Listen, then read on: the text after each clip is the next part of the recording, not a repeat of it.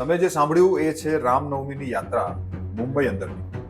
Music તો બહુ superhit હતું, બટ જે શબ્દો હતા ને એને આપણા ભારતીયો અને ખાસ હિન્દુ સમાજના આપણા સનાતન હિન્દુઓ આને ગાળ કહે છે. અને આ જે ગાળ છે ને એ ગાળ કોઈને સાંભળવી પણ નથી ગમતી અને આપવાવાળો પણ 10 વાર વિચાર કરે.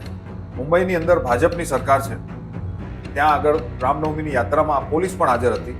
પોલીસે પણ આનો કોઈ વિરોધ ના કર્યો. આ છે આપણું રાજકીય હિન્દુત્વ.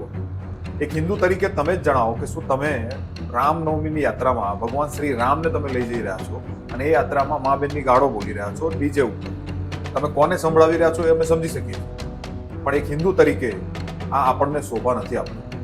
અને આ જ કારણ છે કે આજકાલ વિદેશી ઇન્વેસ્ટરો પણ ઇન્ડિયામાં હવે નથી આવી રહ્યા, કારણ કે આપણી માનસિકતા હવે અફઘાનિસ્તાન પાકિસ્તાનના લોકો જેવી થઈ રહી છે. આ કટ્ટરવાદ જે ફેલાઈ રહ્યો છે ને એના કારણે દેશની આર્થિક અને સામાજિક પરિસ્થિતિ ખરાબ થઈ રહી છે. અને એનું જ પરિણામ છે છેલ્લા 1 વર્ષથી શેર બજાર સતત નીચે જઈ રહ્યું છે. અને કાલનો કડાકો ના ભૂલતા, શેર બજાર ખુલતા 3900 પોઈન્ટ તૂટી ગયું. આ બધું એમને નથી થઈ રહ્યું.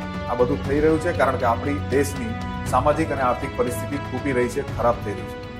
માત્ર સત્તા અને આ દેશને લૂંટવા માટે આ જે અબજોપતિઓ, ઉદ્યોગપતિઓ લાગી ગયા છે એક રીતે સત્તાને પોતાના કંટ્રોલમાં કરીને, એ આજે નહીં ને કાલે આ દેશમાં ગૃહયુદ્ધની સ્થિતિ ઊભી કરાવશે.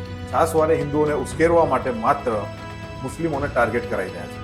જો આજે આપણે હિન્દુ અને મુસ્લિમ બંને નહીં સમજીએ આ વાતને, તો કાલે ઉઠીને આ લોકો બંને સમાજ વચ્ચે મોટો કલેશ ઊભો કરાવશે અને દેશમાં લોકશાહીની સ્થિતિ ખરાબ કરી નાખશે.